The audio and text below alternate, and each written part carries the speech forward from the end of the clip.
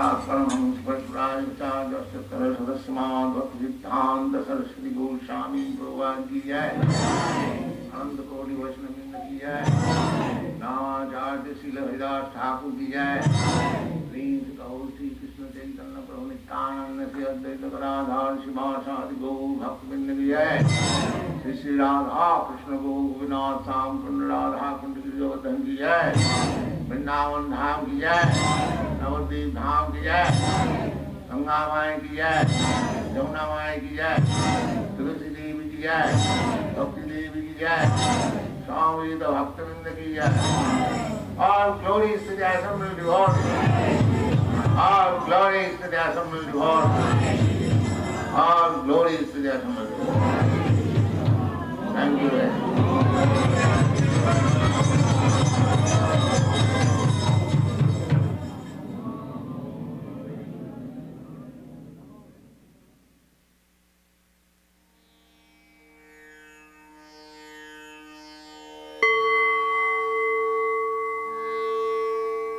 Om Namah Bhagavati Vasudevaya. Maha-Bharata, Part 2, Chapter 15, Abhimanyu's Incomparable Power. After deciding to regroup all the Kaurava troops, Drona then went over to Susharma and said, O king, your vow remains unfulfilled. Arjuna will doubtlessly accept your challenge once again. Go with your brothers and draw that hero towards the south. Then we will try once again to trap Yudhishthir. Immediately Susharma left with his 3 remaining brothers, and they were followed by the surviving Samshaptakas, Trigartas, and Narayanas. All the warriors blew their kanchals and roared, their minds fixed on victory or death. Seeing Susharma stationed across from him, blowing his kanchal and shouting out a challenge, Arjuna broke away from the Pandava army and rushed once more towards Susharma. Gradual maneuvering brought Arjuna towards the south, as Drona arranged the rest of the Kaurava forces into a chakravyuha. Soon the circular array was formed, with the invincible Kaurava chiefs stationed at its key points.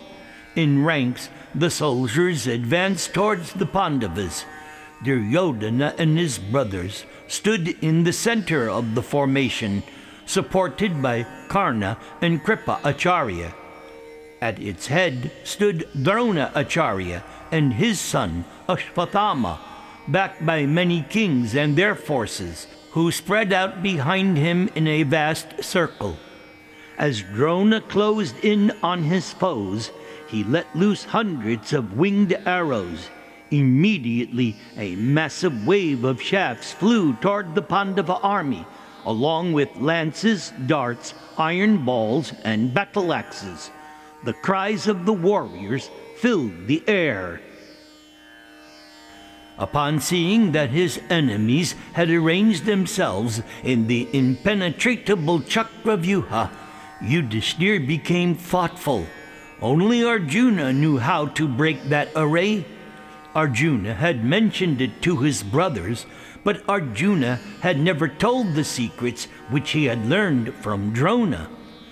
Yudhishthir recalled Arjuna, saying how he had once discussed the knowledge with Subhadra, and that Abhimanyu had overheard Arjuna speaking.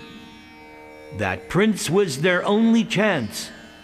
Yudhishthir called for Abhimanyu and said, O son, I think that apart from yourself, there is no one in our army who can break this arrangement of troops now advancing toward us. Your father, Krishna, and Pradyumna are the only warriors on this earth who know the secret of breaking the Chakravyuha.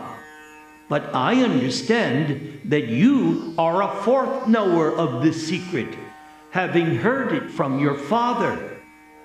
O heroic prince, Acharya surely intends to push through our forces with this unbreakable Chakravyuha formation. Throwing us into disarray, Drona will then try to capture me. Tell me, dear child, can you smash through these troops today? Abhimanyu stood proudly in his chariot, clad in bright armor, his bow clasped in his hand, and his flag standard waving in the breeze. That handsome youth looked exactly like a powerful hero among the gods. Although only 16 years old, Abhimanyu was already one of the foremost fighters in the Pandava army. But he seemed uncertain as he replied to Yudhisthira. O king, what you say is true. I am conversant with the method of breaking and entering this Chakravyuha array. But I do not think it possible for me to get out again. My father has not yet taught me that knowledge.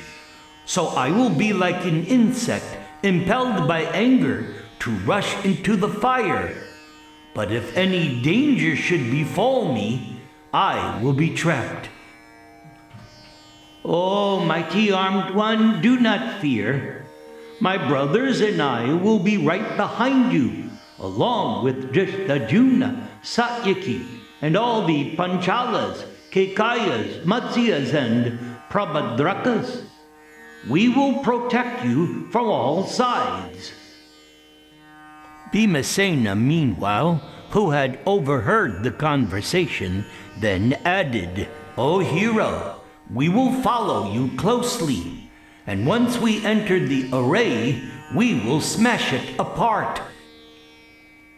Hearing the assurances of his uncles, Abhimanyu became confident. He raised his sword and loudly said, Today I will achieve something which will glorify both my mother and my father's family. I wish to please my father and my uncle. All creatures will see me, a single child of the Vrishnis, crush the enemy host. But I will not consider myself the son of either Partha or Subhadra if anyone I encounter today escapes with their life, or if I fail to enter the array. O son of Subhadra, may your words prove true, and may your strength increase even as you speak. Go now, and we shall not be far behind you, supported by troops who are no less than the Celestials. Abhimanyu then looked at the advancing Kaurava troops. He ordered his charioteer, O Sumitra, urged the horses towards Drona's divisions. I will break his formation apart, just as the sun dispels clouds. Sumitra was the son of Krishna's charioteer, Daruka, so he drove towards Drona Acharya. As the chariot thundered across the field, he spoke with apprehension. O best of men, it is my duty to protect you. Consider carefully now the heavy burden that has been placed upon you. Drona Acharya is most adept at all kinds of weaponry. He is surrounded by warriors who have yet to be defeated, and they are all arranged in a mighty formation. While you, on the other hand, are a child raised in luxury. You have not known the rigors of any hard battle. This will certainly be your most difficult fight. Oh, charioteer, who is this Drona anyway? Who indeed are all these Kshatriyas supporting him, supposedly? I would fight with Indradev himself, mounted upon Airavata and attended by the immortals. How are these foes competent to fight a battle with even a 16th part of me? I, who have the world-conquering Vishnu as my uncle, and the famous Arjuna as my father? No, I will not quake with terror at the sight of any enemy within these three worlds. Oh, Sumitra, drive on straight for Drona. But all Sumitra could see was the solid wall of enemy troops. With a heavy heart, he urged on the horses, who were decorated in gold and silver. The chariot raced towards Drona, with Abhimanyu firing volleys of arrows at him, and all the warriors by his side. Seeing the flag standard bearing the Karnikara tree, Drona Acharya recognized Arjuna's son, and as the prince charged towards the Kauravas, Abhimanyu seemed like a young lion attacking a herd of elephants. Drona issued orders and began the counter-attack. Abhimanyu carefully directed Sumitra, and his chariot veered from side to side as he came at an oblique angle toward the Kaurava ranks. Maintaining his fierce attack on Drona, Abhimanyu simultaneously hurled arrows at the warriors fighting at the sides and rear of Drona. And as they fell back under his assault, Abhimanyu suddenly veered away to the right. Stunning Drona with 100 steel shafts, Abhimanyu raced past Drona and broke into the formation as the Kauravas looked on in amazement. A frightful encounter ensued as the outer rank of the formation broke apart. The confused battle between the prince and the densely packed troops appeared like the eddies produced when the Ganga meets the ocean. Large numbers of elephant fighters, horsemen, charioteers, and foot soldiers closed in around Abhimanyu, all of them roaring in delight. Subhadra's son began to cut down his foes with arrows. He rushed about amid his enemies like a whirlwind. To the Kauravas, it seemed as if they were contending with hundreds of Abhimanyus, and as various musical instruments sounded, one could hear shouts, "Slay him! Fight with him! Where are you going?" All of this mixed with the cries of the battle, the twang of bowstrings, and the clashing of weapons. The cries of elephants, the roar of warriors, the tinkling of ornaments, and the clatter of chariot wheels all combined to create a deafening and confusing din which made everyone's hair stand on end. Abhimanyu ranged about, slaughtering Kaurava warriors by the hundreds of thousands. Abhimanyu's speed and agility were incomparable. Soldiers who faced him were like moths flying into a fire. Abhimanyu quickly covered the earth with the bodies of slain warriors, like a priest laying kusha grass on the ground during a sacrifice. Well-muscled arms graced with bracelets and gold bangles were lopped off, still clutching their weapons. Other arms lay with their hands stretched out, looking like 5 hooded serpents thrown about by Garuda. Handsome heads, adorned with fine helmets and smeared with the best of perfumes, rolled about on the ground like ripe fruits fallen from trees. Now, finding himself within the Kaurava's vyuha, Abhimanyu careened in all directions. None of his foes could fix their aim upon him, so swift was the momentum of Abhimanyu.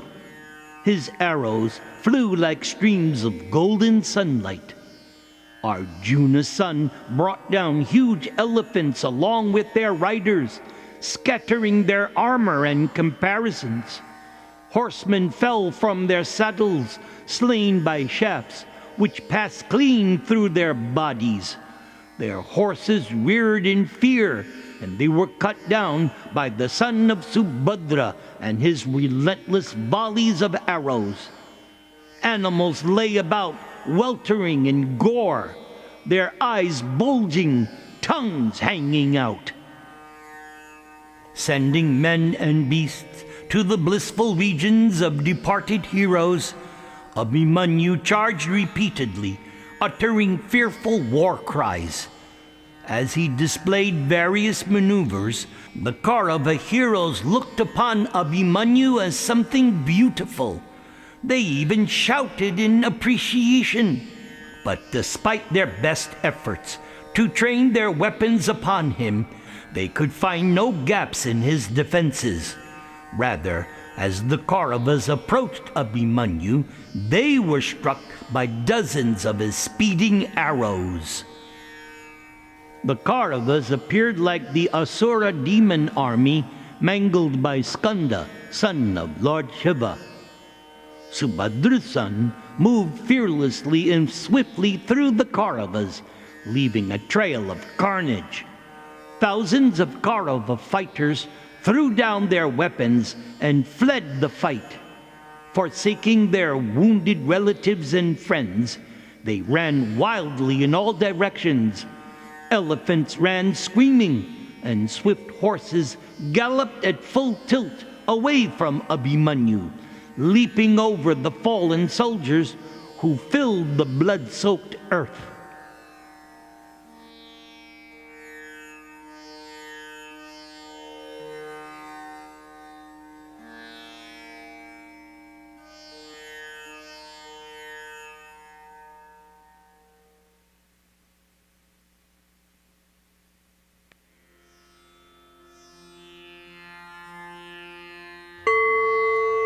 Duryodhana became incensed. Reckless of his own safety, he rushed at Abhimanyu with a roar. Upon seeing this, Drona was alarmed, and he shouted out to the warriors around him, "Save the king!" Ashvatthama, Kripa, Karna, Shakuni, Shalya, and another half-dozen heroes all converged on Abhimanyu. The young prince was soon covered with a thick downpour of arrows. Spinning on the terrace of his chariot, Abhimanyu countered the arrows with his own, as Sumitra maneuvered his chariot clear. Abhimanyu pierced every one of his assailants with stinging arrows which could hardly be seen as they flew. The Kaurava warriors then attacked Abhimanyu on all sides. They rained down their shafts by the thousands, but the prince either warded them off or dexterously evaded them. Some shafts penetrated his defenses, piercing his armor, but Abhimanyu did not flinch. Taking careful aim, Abhimanyu sent a dozen arrows which broke apart the chariot of King Ashmaka, a powerful Kaurava ally. And with another further 6 arrows, he slew the king's 4 horses, charioteer, and the king himself. Seeing the monarch slain, the Kaurava soldiers turned and fled. Duryodhana and Karna fought side by side, sending arrows at Abhimanyu in volleys. Bearing the arrows like a mountain bearing a shower of rain, Abhimanyu shot at Karna a powerful arrow capable of piercing his armor. It struck Karna on the shoulder and dug deep into his body. Pained, Karna shook like a hill in an earthquake and fell into a swoon. Then Abhimanyu stunned Duryodhana with 16 arrows, and followed that by slaying 4 more kings supporting the Kauravas. Shalya and Ashvatthama assailed Abhimanyu from both flanks at once. Exhibiting the speed and skill of his father Arjuna, Abhimanyu shot his steel-tipped shafts at Shalya and sent him reeling in his chariot. As the arrows struck Shalya, Abhimanyu spun around and released 12 more arrows at Ashwatthama. Drona's son was rocked by their force, and he squatted down on the terrace of his chariot. Now facing Abhimanyu, the Kauravas fled in greater and greater numbers. Only the foremost of heroes could stand against Abhimanyu. Even they were soon overpowered by Abhimanyu's furious attack. As he ranged about on his glittering chariot, Siddhas and Charanas praised Abhimanyu from the skies. The Kauravas also cheered Abhimanyu, feeling simultaneous awe and anger as they were forced back by Abhimanyu's peerless martial skills. Indeed, Abhimanyu slew thousands of Kauravas, anyone who came before him. Shalya's younger brother Madra, seeing Shalya afflicted by Abhimanyu, rushed angrily at him. Madra hurled 20 blazing darts at Abhimanyu, but the son of Subhadra cut them to pieces. Abhimanyu counterattacked Madra with long shafts, which shattered his chariot and cut off his arms, legs, and head all simultaneously. And as Madra fell dead from his chariot, thousands of soldiers in his army charged angrily at Abhimanyu. Calling out each of their names as they attacked, they shouted, "You will not escape with your life today, even if it costs us our own lives." Subhadra's son met their attack with a deadly volley of arrows. He invoked celestial missiles which he had received from his father and uncle, Arjuna and Krishna. Abhimanyu's bow resembled the blazing summer sun as Abhimanyu sent waves of horseshoe-headed and other types of shafts slamming into the Kaurava warriors, tearing them apart. With crescent-headed and barbed shafts, Abhimanyu mangled his foes mercilessly. He carved through their divisions unchecked, dispersing them just as the sun evaporates the morning mist. Drona Acharya could not conceal his admiration for Arjuna's son. Duryodhana had come up to him, and the preceptor spoke. "Just see, O king, how this youthful prince advances against our forces, giving delight to his friends and relatives. I do not think any bowman is his equal. Surely he may annihilate our entire host if he so desires." But Duryodhana only became more enraged. Still he smiled and said to his friend Karna, who stopped next to him, "Yes, it is clear. The preceptor is affectionate toward Arjuna's son. Otherwise, why does he not slay him? No one can resist the angry Drona when he stands with his weapons in battle. He spares this youth out of love for Arjuna. Protected by Drona, Abhimanyu is able to exhibit his prowess. Well then, the time has now come to kill him. Karna, waste no time in slaying this arrogant child. At once, crush him." Dushashan heard his brother's words and replied, "Leave this to me. I will slay Abhimanyu before the eyes of the Pandavas." Upon hearing that I have killed the boy, Krishna and Arjuna, those two braggarts, will surely go to the regions of the departed, and without doubt all their kinsmen will be consumed by grief and will follow their path. Wish me well, O king, for I will now challenge Subhadra's overly proud son." Dushashan rushed at Abhimanyu with a loud cry.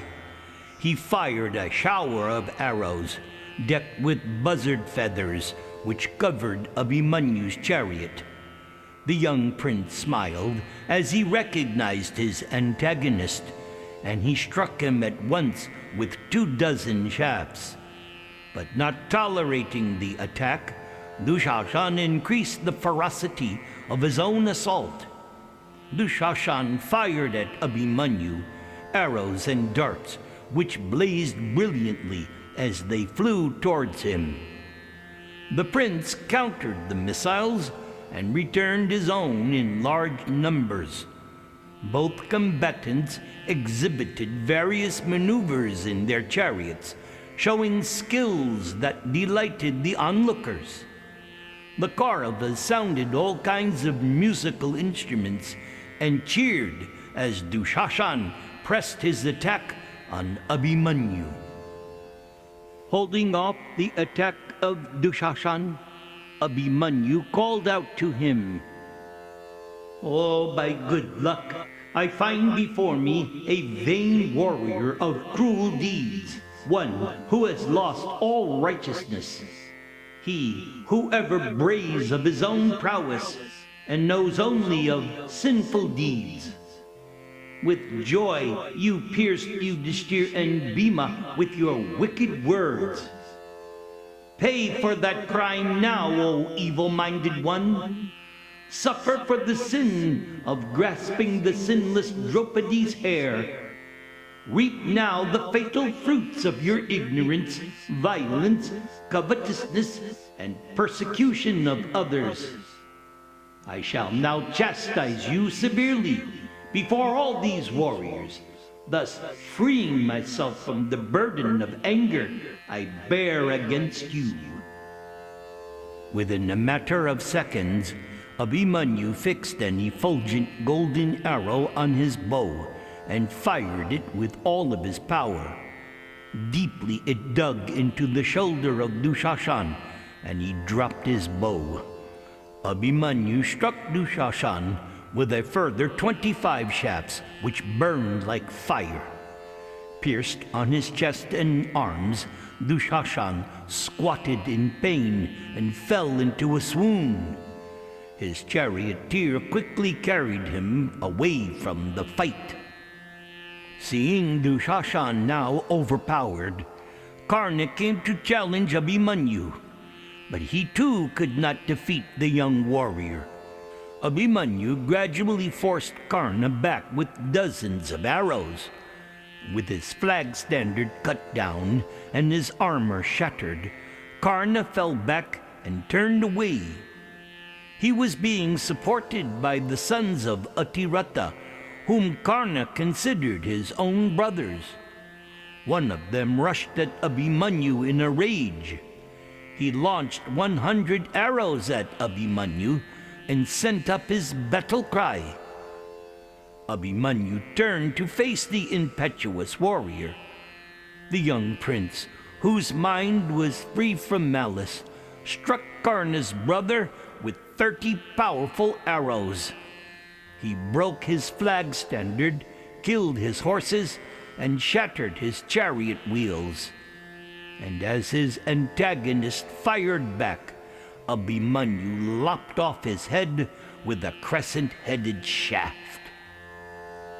The Kaurava troops cried out in sorrow. None of them were able to face Abhimanyu, who stood on the battlefield like a blazing sacrificial fire. Abhimanyu blew his kanchal and began to range among the Kauravas, sending deadly shafts in all directions. Abhimanyu slew thousands of men as he fought within the circle formation known as Chakravyuha. Yudhishthir, Bhima, Nakula, Sahadev, Drishtadyumna, Drupada, Virata, and other chiefs among the Pandavas watched Abhimanyu break into the Kauravas' midst. And as he entered the Vyuha like an elephant breaking through a thicket of trees, Abhimanyu left a large gap in the outer ranks. The Pandavas made swiftly for that gap, intending to follow Abhimanyu into the formation. Suddenly, Jayadratha came forward and challenged the Pandavas. Placing himself between them and the smashed Vyuha, the Sindhu king attacked all of them with profuse arrows. Now, empowered by the boon given to him by Lord Shiva, Jayadratha fought fearlessly.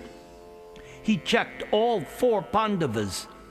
According to Shiva's boon, the Sindhu monarch did not encounter Arjuna, who was fighting with the Samshaptakas far away on the battlefield. Arjuna's brothers could not overpower Jayadratha as they hurried to follow Abhimanyu. Now the Pandavas became astonished. Unaware of the boon, they were amazed at Jayadratha's ability to hold them all at bay. Even though the advancing Pandava warriors trained their weapons upon him, they could not get the better of Jayadratha. And as they struggled to get past him, the Kauravas regrouped. Helplessly, the Pandavas looked on as the Chakravyuha suddenly closed, trapping Abhimanyu inside. Now, dozens of powerful Kaurava heroes came up to assist Jayadratha, praising his prowess in holding off the Pandavas. Soon, a fight took place on the edge of the Kaurava formation, while Abhimanyu wrought havoc within. Faced by impenetrable ranks of warriors, the Pandavas saw no way to reach Arjuna's son.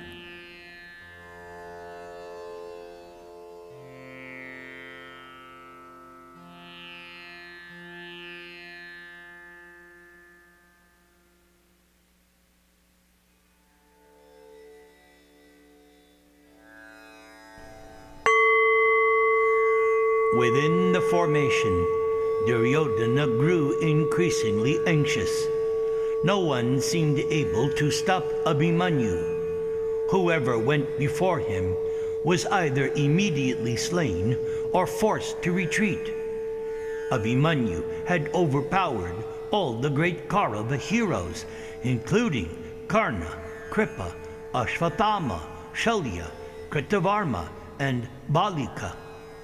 Even Duryodhana himself had been stung by Abhimanyu's shafts, and even Drona Acharya seemed unable to check the son of Arjuna. As Duryodhana gazed at Abhimanyu, hurtling among his forces like a fireball consuming everything in its path, Shakuni said, "We will not be able to slay this prince by any fair means. We must find some other way to kill Abhimanyu. All of us together must assail the son of Subhadra before he destroys every one of us." Upon hearing the suggestion from Shakuni, Karna said to Drona Acharya, "O preceptor, tell us how we may kill Abhimanyu." Drona looked upon Abhimanyu with respect and admiration. "Have any of you seen any weakness in that prince? Although you have all attacked him with great care, you have not seen even the slightest gap in his defenses. Indeed, all you could see was his whirling bow constantly drawn to a circle, firing flaming shafts. That slayer of hostile heroes is affording me great delight, even as he afflicts my limbs with his burning arrows. And I see no difference between Abhimanyu and his illustrious father, Sabyasachi." Now Karna grew impatient upon hearing Abhimanyu praised by Drona. Karna's voice rang out once again. "O Brahmana, I too have been wounded by that boy. Only my adherence to Kshatriya duty keeps me on this battlefield. Why, he has almost slain the king himself, and he is annihilating our troops.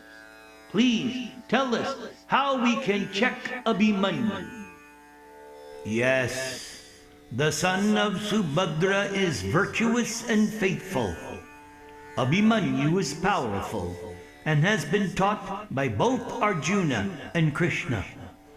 Arjuna has shown him how to encase himself in impenetrable armor, so none of us will be able to strike him down. Drona now lowered his head as he went on speaking. There is a way, however, by which we may be able to overcome Abhimanyu. Listen carefully, Karna. If you can cut his bow, the reins of his horses, and his chariot wheels, then, at the same time, Kritavarma may kill his horses, and Ashvatthama may kill his charioteer, while Kripa Acharya, the king, and I will attack him directly. So perhaps, if 6 of us attack him simultaneously, then we will be able to overpower Abhimanyu. Drona knew his advice was not in keeping with the codes of combat, but there seemed to be no alternative. Ultimately, as the Kaurava commander, it was his duty to protect the army by whatever means. With a heavy heart, Drona prepared to attack Abhimanyu along with the other 5 Kaurava chiefs. They surrounded the prince, and Karna cut apart Abhimanyu's bow. Kritavarma then killed his horses, and Ashvatthama killed his driver. As Drona and Kripa assailed Abhimanyu from the front, Duryodhana attacked Abhimanyu from behind. With his horses killed and his chariot immobilized, Prince Abhimanyu leaped down, clutching his sword and small shield. Swiftly whirling his sword, Abhimanyu cut the arrows down which sped towards him. The 6 mighty Kauravas closed in on Abhimanyu as he fended off their attack with his sword and shield. Realizing he was hemmed in, Abhimanyu suddenly leaped high into the air, and with his mystic power, Abhimanyu remained in the sky. With his golden armor gleaming in the afternoon sun, Abhimanyu appeared like a great eagle as he roved about in the air. Abhimanyu displayed various motions known as the Koriska and others. He wheeled about and brandished his brilliant blue sword. Beneath him, the Kaurava soldiers were filled with fear, expecting the son of Subhadra to fall upon them at any moment. Drona Acharya gazed up and fixed his aim on Abhimanyu's sword. With a razor-headed shaft, Drona cut that weapon off at its hilt, and at the same time, Karna broke apart Abhimanyu's shield with 4 swift arrows. Abhimanyu now descended weaponless from the sky, and so he picked up a broken chariot wheel. Remembering how Krishna had run at Bhishma holding a chariot wheel, Abhimanyu rushed at Drona. Covered in blood, his long hair flying in the wind, and his handsome face covered with dust from the battlefield, Prince Abhimanyu was beautiful as he ran with the wheel raised above his head. Even though overpowered and outnumbered, the son of Krishna's sister showed no fear. As Abhimanyu came rapidly towards them with the steel-rimmed wheel, Drona and Kripa broke it into many pieces with their arrows. Abhimanyu then snatched up a heavy mace which was lying near him, and he bounded towards Ashvatthama, whirling the mace over his head. Seeing him charging like the 3-eyed Lord Shiva at the end of the Yuga, Ashvatthama jumped off his chariot. As he landed on the ground, Abhimanyu's mace descended like a blazing bolt and smashed his chariot to pieces, killing both the horses and its charioteer. And with arrows protruding from every part of his body, Abhimanyu whirled about, wielding his mace. Within a matter of moments, Abhimanyu slew Shakuni's brother, Kalikeya, along with 80 of his followers. He then slew 10 chariot fighters, followed by 12 elephants and 50 Kekaya warriors. Dushashan's son, Durjaya, charged on his chariot towards the prince. But Abhimanyu quickly brought down his mace from above his head and killed Durjaya's 4 horses, pressing them down into the earth. Durjaya leaped clear, taking his own mace with him. Landing on the ground near Abhimanyu, Durjaya bellowed out a challenge. Abhimanyu ran straight at Durjaya.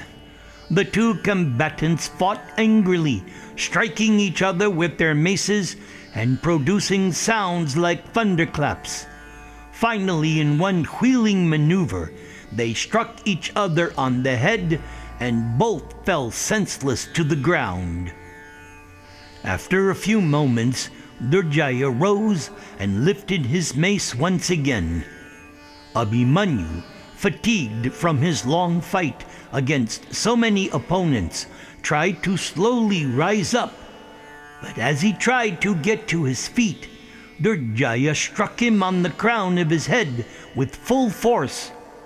And crushed by that blow, Abhimanyu dropped lifeless to the ground. As the Kauravas looked on, Abhimanyu fell backwards to the earth, with his limbs akimbo, all outstretched. Now, Drona and the other Kuru chiefs surrounded the fallen prince. Abhimanyu appeared like a wild elephant slain by a hunter. Thousands of troops came around him.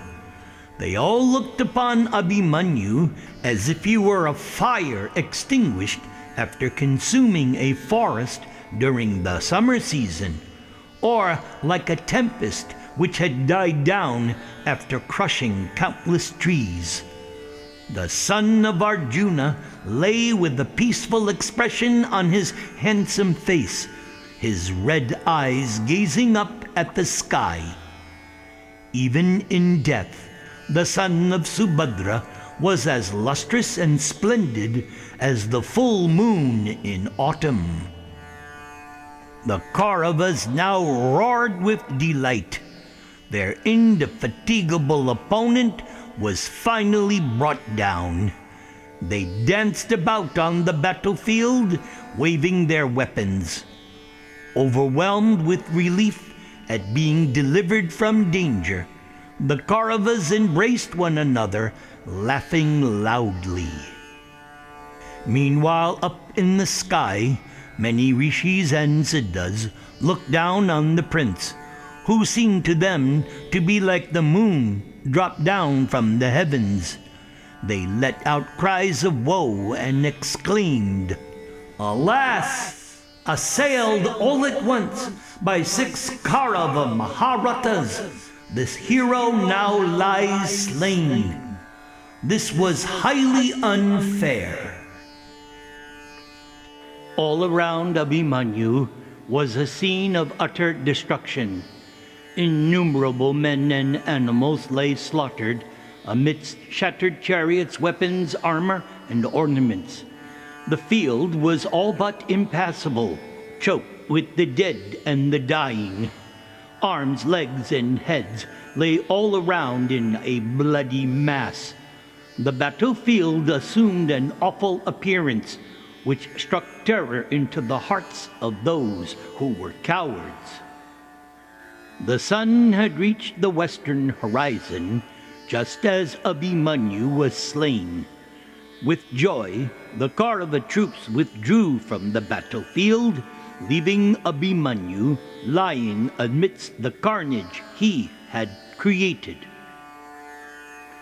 Hearing the cheers of the Kauravas, Yudhishthir could guess what had happened. As soon as he saw Jayadratha holding him and his brothers back, Yudhishthir feared the worst. His fears were confirmed as news of Abhimanyu's death reached them. Yudhishthir became distraught. He thought of Arjuna, still contending with the Samshaptakas. Soon Arjuna would return. And what would he say when he heard that his young son had been sent alone into the Chakravyuha? Yudhishthir trembled. Why had he allowed the boy to even go? Only because he feared his own capture. He had caused Abhimanyu's death. Turning to his other brothers, Yudhishthir spoke. Subhadra's heroic son, having never shown his back in battle, has been slain. The child has now ascended to heaven.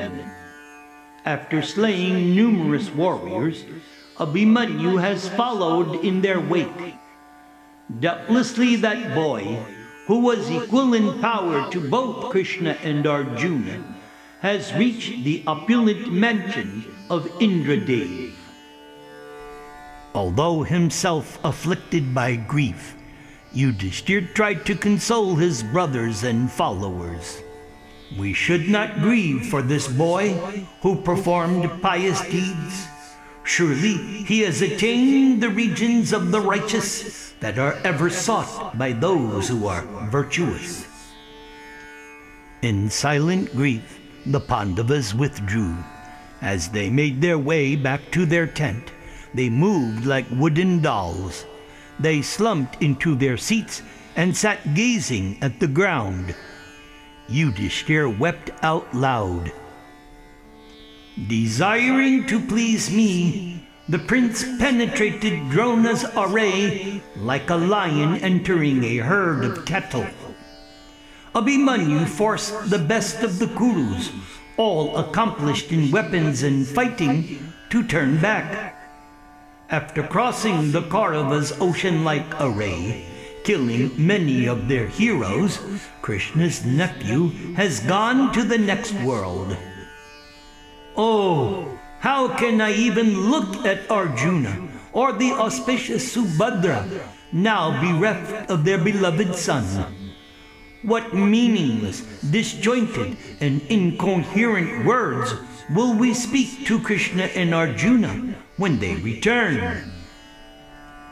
Yudhishthir was holding his head in his hands as he spoke. Desiring only my safety, I sent this child into battle. Therefore, I have injured Subhadra, Arjuna, and Keshava. The foolish man seeks his own gain without seeing the painful consequences which will result. Thus, I acted selfishly, oblivious to what was sure to happen. How could I have placed that child, who deserved every luxury and indulgence, in the thick of battle? Now he lies slain on the cold earth, and we too will have to soon join him, consumed by the grief-laden glances of Arjuna. Yudhishthir's cries filled the tent. All the warriors and kings present also wept. Abhimanyu had been a great favorite among them. Even though he was only 16 years old, he had not hesitated to join his father Arjuna in the war.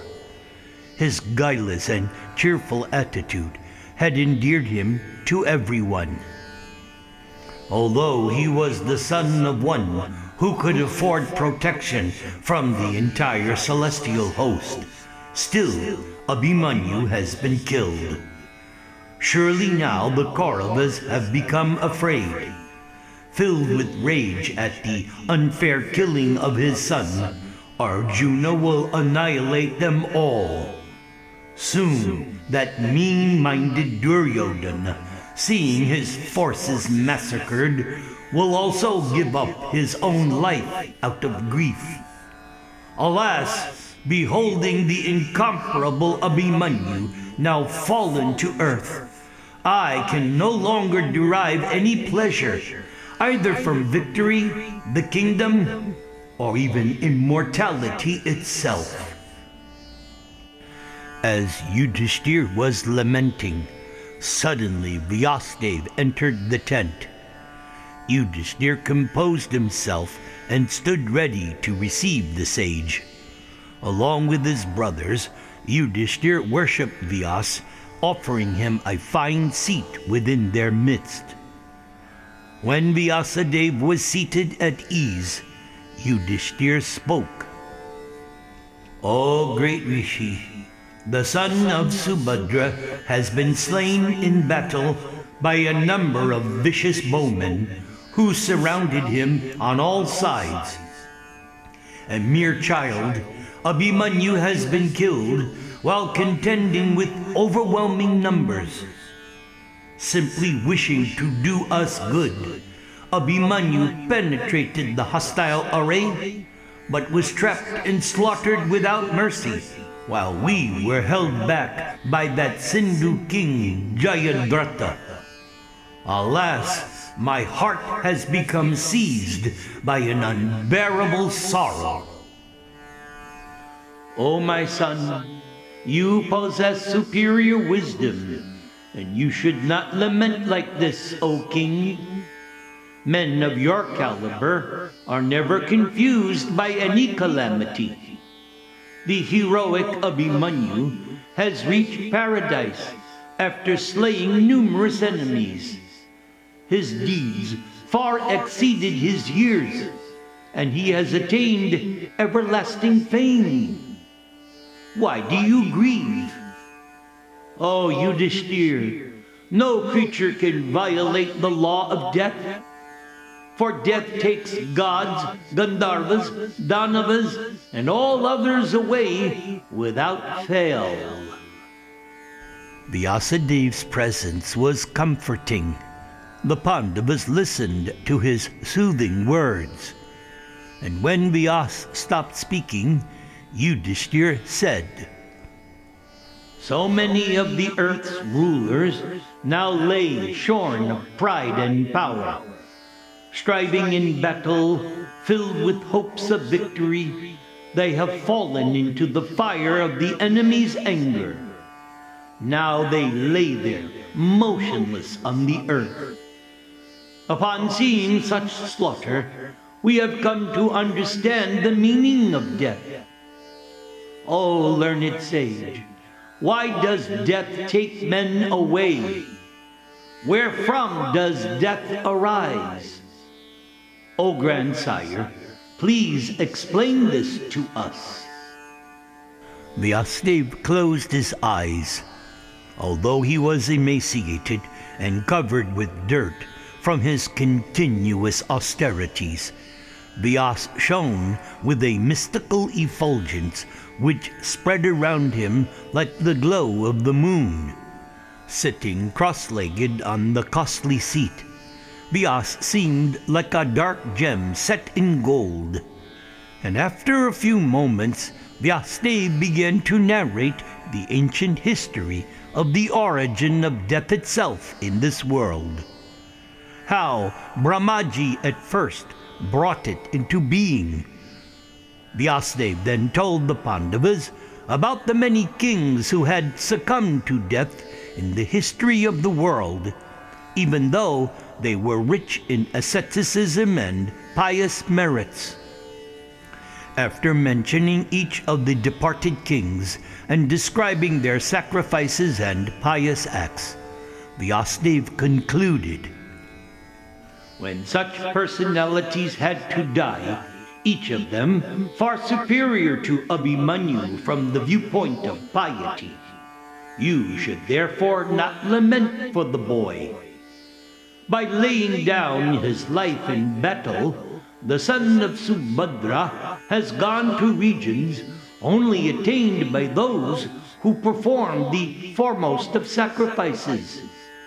There Arjuna's son will reside in unending bliss. No enjoyment in this world would be able to entice him away from where he has now gone to. O King, Abhimanyu shines like a god in a splendid new body. So rather, we should grieve for those still living than those who have attained such an end. Vyasadeva exhorted and urged Yudhishthira to remain firm and to finish the battle. Grief achieved nothing other than to reduce the energy of those who indulged in it. The sage concluded, "And so, my dear child, please understand what I have said to be truth. Rise up, fortify, gird your loins. Having now heard about death, as well as about Abhimanyu's glorious end, give up your lamentation and remain firm in your duties." Yudhishthira then asked Vyas how Jayadratha had been able to hold him and his brothers in check, and Vyasadeva informed him about the boon Jayadratha received from Lord Shiva. In that way, that weak King Jayadratha was able to achieve this astonishing feat. Had it not been for Jayadratha, you would have followed Abhimanyu and saved his life. O King, destiny is supreme, for no man can change the course of fate. Knowing this, now take heart and perform your God-given duty.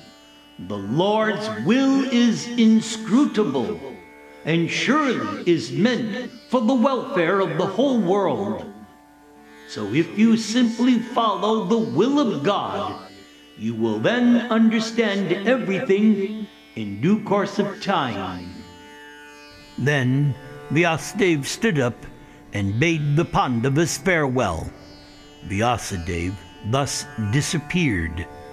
Yudhishthira was now consoled, but he was still worried how to broach the news to Arjuna, for his younger brother would return at any moment. No one would have dared inform Arjuna of his son's death on his way back to the tent. They would leave it to Yudhishthira to handle. The king looked at Abhimanyu's empty seat, now draped with his banner.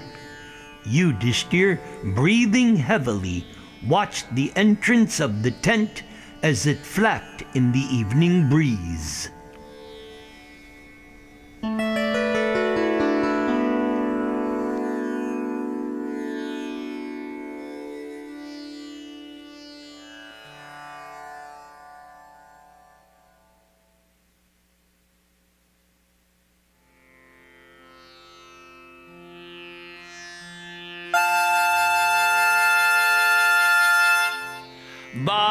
Bhagishayasya vadani lakshmiryasya cha vakshasi yasyaste hridayi sangvit tang nrsingham aham bhajai.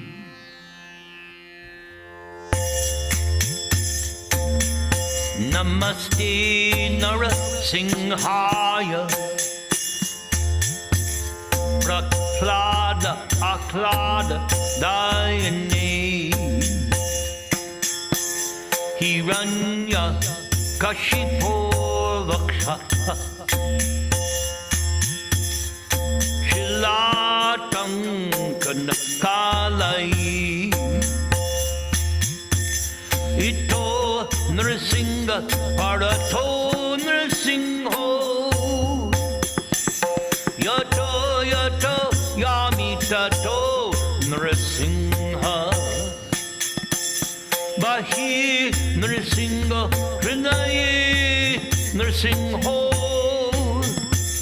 Nrsingham Ading Sharanang Prapati.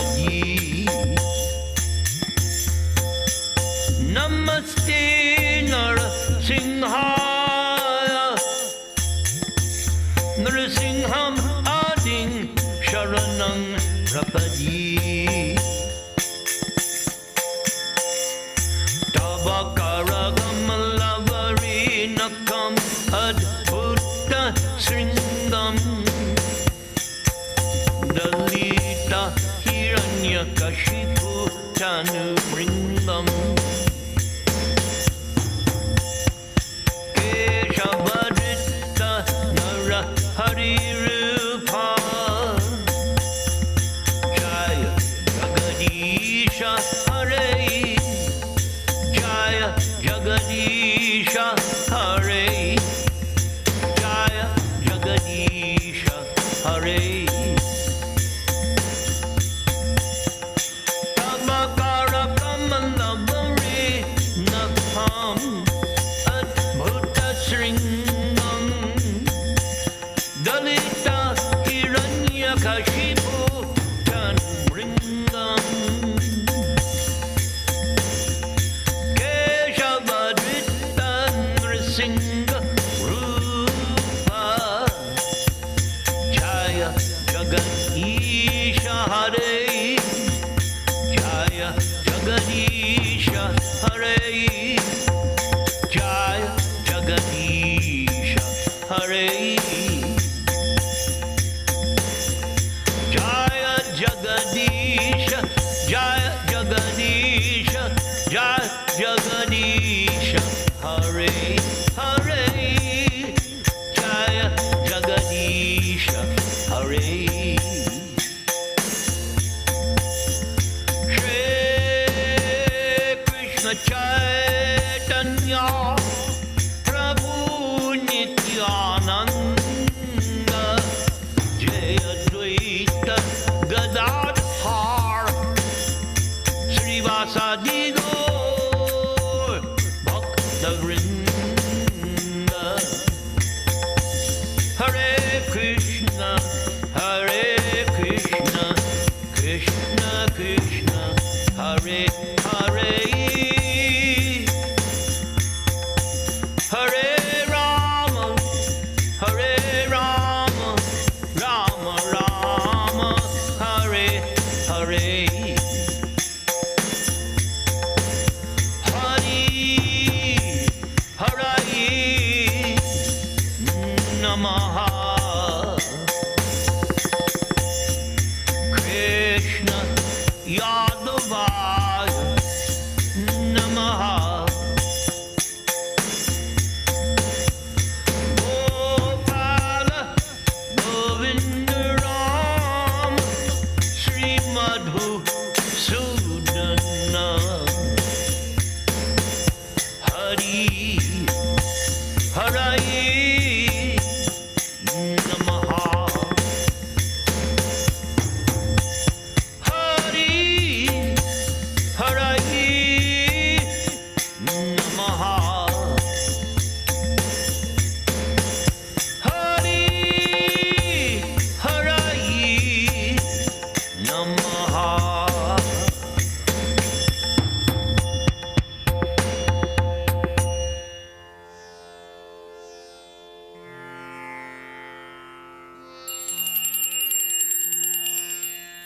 I worship Nrsingadev, within whose mouth reside the great masters of eloquence, upon whose chest resides Sri, the goddess of fortune, and within whose heart resides the divine potency of consciousness itself. Shri Nrsimha, Jaya Nrsimha, Jaya Jaya Nrsimha, Prahlad Isha, Jaya Padma, Mukha Padma Vrinda. All glories to Nrsingadev. All glories to Nrsingadev.